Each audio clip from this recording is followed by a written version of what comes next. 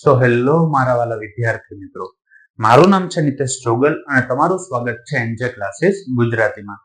તો વિદ્યાર્થી મિત્રો, આજે આપણે જોવાનું છે ધોરણ 8 વિષય ગણિત અને તેનો ચેપ્ટર નંબર 2.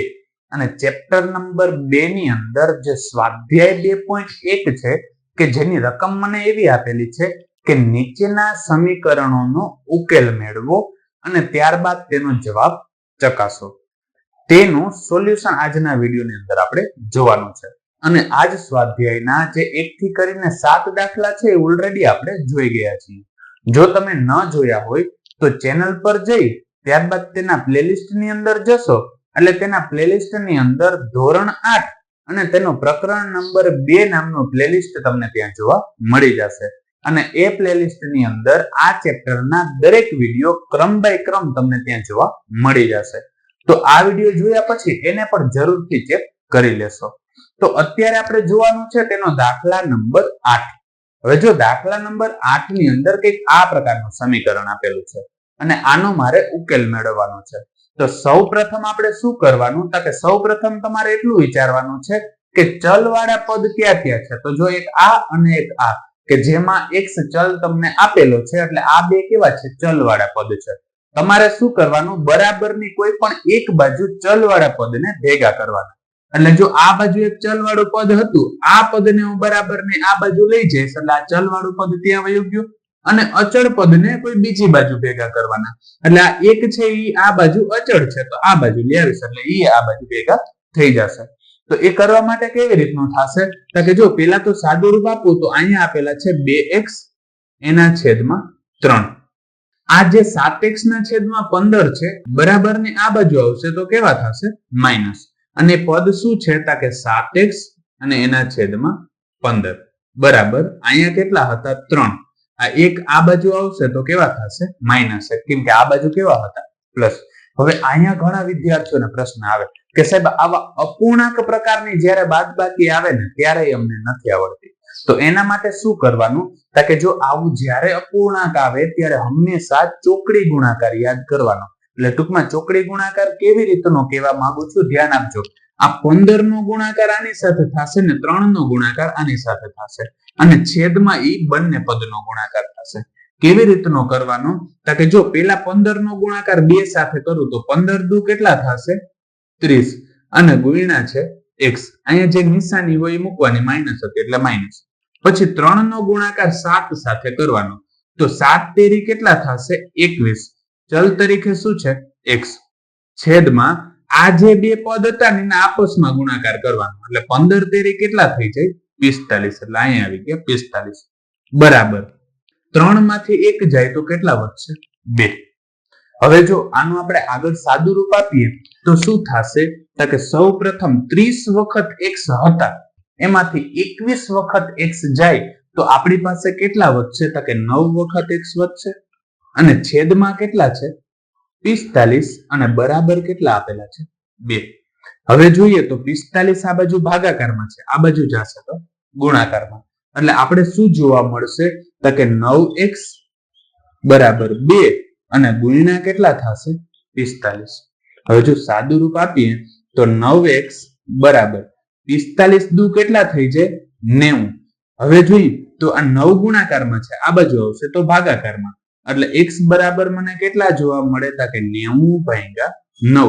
આનું જો સાદું રૂપ આપવું હોય તો આને 9 દાણ 90 આમ લખી શકાય અને છેદમાં કેટલા છે 9 તો આ 9 અને 9 ઉડી જશે એટલે x બરાબર મને કેટલા જોવા મળે છે 10. એટલે આ x ની કિંમત મને અહીંયા જોવા મળી ગઈ. તો હવે અહીંયા મને x ની કિંમત તો મળી ગઈ છે પણ એ કિંમત સાચી છે કે ખોટી એ ચકાસવાનું પણ આપણે અહીંયા કીધું છે. તો જો ચકાસણી કેવી રીતે કરવાની તો જો ચકાસણી કરવા માટે આ કિંમતને તમે કોઈ પણ સ્થાને મૂકી શકો છો. તો અત્યારે એવું કરું છું કે આ જ પદનું આપણે સાદું રૂપ આપતા આપતા આ સ્ટેપ સુધી ગયા હતા. તો અહીંયા તમે કિંમત મૂકી દો તોય હાલે અને મેઇન વસ્તુમાં કિંમત મૂકો તોય હાલે. પણ જો સહેલી રીતે તમારે કરવું હોય તો આ કિંમત તમને સહેલી પડશે.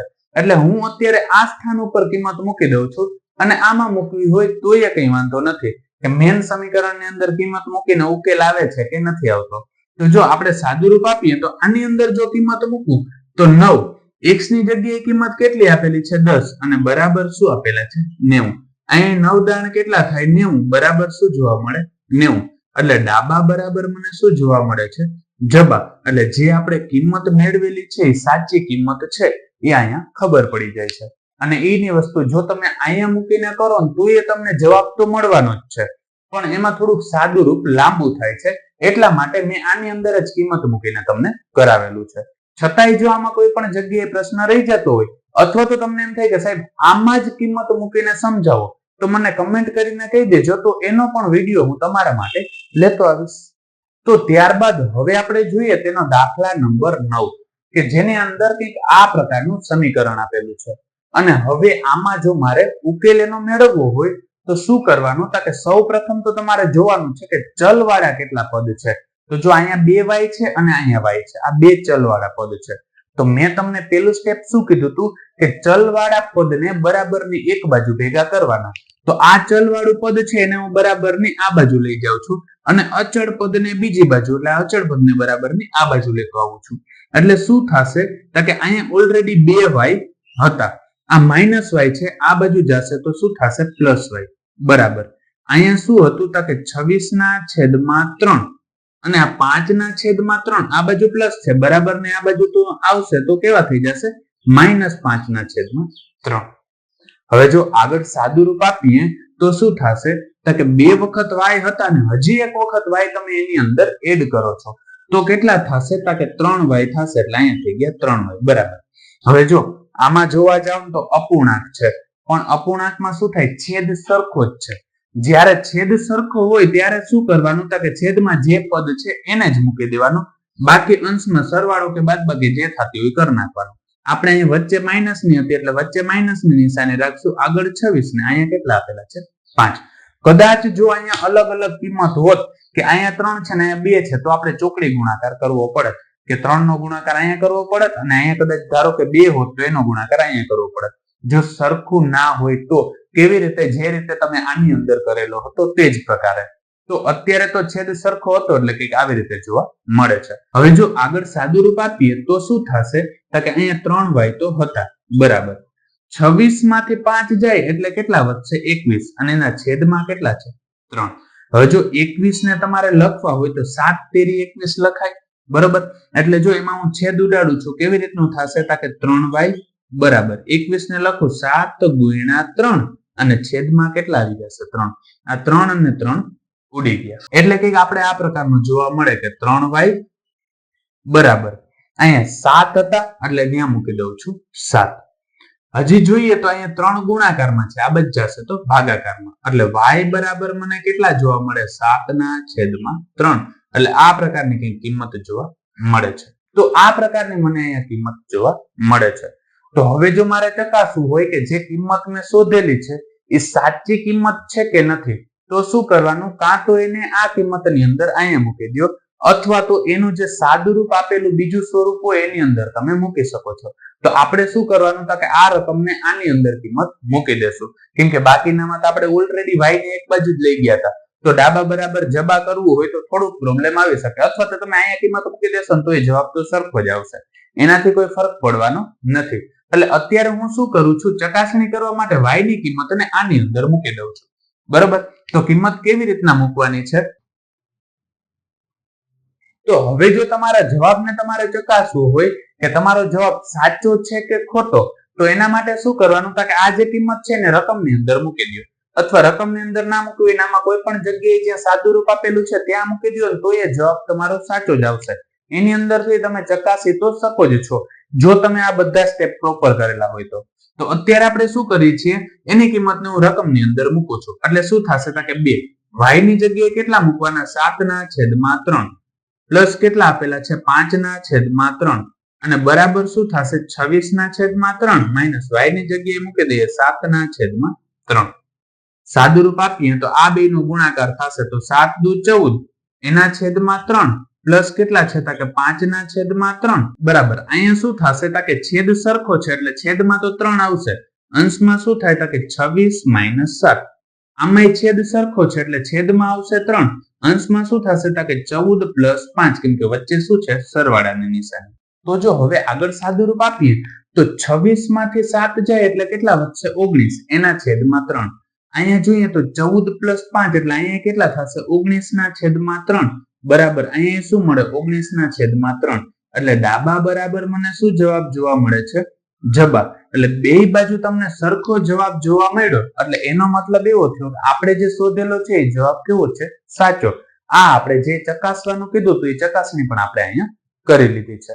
અને જો તમને સાવ સહેલી રીતે કરવું હોય તો ડાયરેક્ટ કિંમત અહીંયા મૂકી દેવાની એટલે 3 3 ઉડી જશે એટલે 7 બરાબર 7 આવી જશે એટલે જવાબ સહેલો પડશે જે પ્રકારે આપણે આમાં કરેલું હતું. અને છતાંય હજી જો આમાં કોઈ પણ જગ્યાએ તમને કોઈ પણ પ્રકારનો પ્રશ્ન રહી જતો હોય તો કમેન્ટ સેક્શન ની અંદર કમેન્ટ કરીને જરૂરથી કહી દેજો. તો ત્યારબાદ હવે આપણે જોઈએ તેનો દાખલા નંબર 10 અને એની અંદર કંઈક આ પ્રકારનું સમીકરણ આપેલું છે. તો સૌ પ્રથમ આપણે શું કરવાનું છે કે ચલવાળા પદને બરાબરની એક બાજુ ભેગા કરવાના છે. તો આ જે 5m છે એને બરાબરની આ બાજુ લઈ જાઉં છું તો શું થશે કે અહીંયા આપેલા છે 3m 5m બરાબરની આ બાજુ જશે એટલે -5m અને બરાબર અહીંયા શું વધે છે કે -8/5. હવે આપણે સાદુરૂપ આપીએ તો 5 માંથી 3 જાય તો કેટલા વધે કે 2m વધે. 5 વખત m હતા એમાંથી 3 વખત m જાય તો 2m વધે. મોટા પદની નિશાની માઇનસ હતી એટલે માઇનસ બરાબર અહીંયા શું છે કે -8/5. હવે બંને બાજુ માઇનસ છે એટલે માઇનસ માઇનસ કેવા થઈ જશે પ્લસ. એટલે તમને જોવા મળે 2m બરાબર 8/5. હજી જોઈએ તો 2 ગુણાકારમાં છે આ બાજુ જાય તો ભાગાકારમાં એટલે m બરાબર શું જોવા મળે 8/5 ગુણ્યા 2. આ ભાગાકારમાં આવ્યું એટલે ભાગાકારમાં એનો ગુણાકાર થયો છે. હવે જો આ 8 ને લખવો હોય તો તમે આમ લખી શકો ને 4 ગુણ્યા 2 અને એવી જ રીતના અહીંયા શું છે કે 5 ગુણ્યા 2 તો આ 2 ઉડી ગયા એટલે તમને m બરાબર કિંમત શું જોવા મળે કે 4/5. આ તમને m ની કિંમત અહીંયા જોવા મળે છે. હવે આપણે m ની કિંમત તો મળી ગઈ પણ શું આ કિંમત સાચી છે કે ખોટી છે જો તમારે વેરીફાઈ કરવું હોય તો એ કિંમતને તમે રકમની અંદર મૂકી દો. હવે જો રકમની અંદર મૂકીને આપણે એનું સાદુરૂપ આપીએ એટલે હું અહીંયા કરું છું તેની ચકાસણી.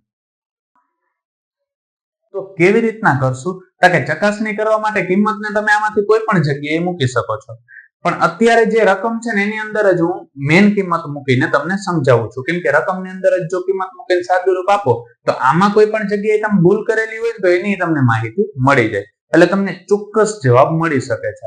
એટલે રકમની અંદર કિંમત મૂકું તો 3 m ની જગ્યાએ કિંમત કેટલી છે કે 4/5 બરાબર અહીંયા શું છે 5 m ની જગ્યાએ કિંમત શું થશે 4/5 અને માઇનસ શું આપ્યું છે કે 8/5.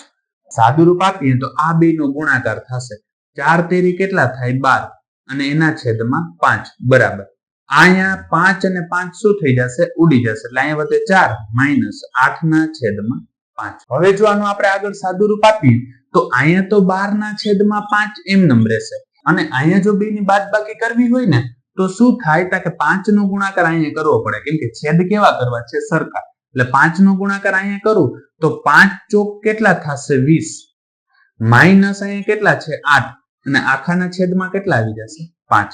હવે જો એનો આગળ સાદુરૂપ આપીએ તો શું થાય કે અહીંયા છે 12/5 બરાબર અહીંયા 20 માંથી 8 જાય એટલે શું વધે 12 અને છેદમાં આવે છે 5 એટલે ડાબા બરાબર મને શું જવાબ જોવા મળે છે જબા. એટલે બે જવાબ જે છે એ સાચા છે એ આપણે અહીંયા વેરીફાઈ કરી લીધું.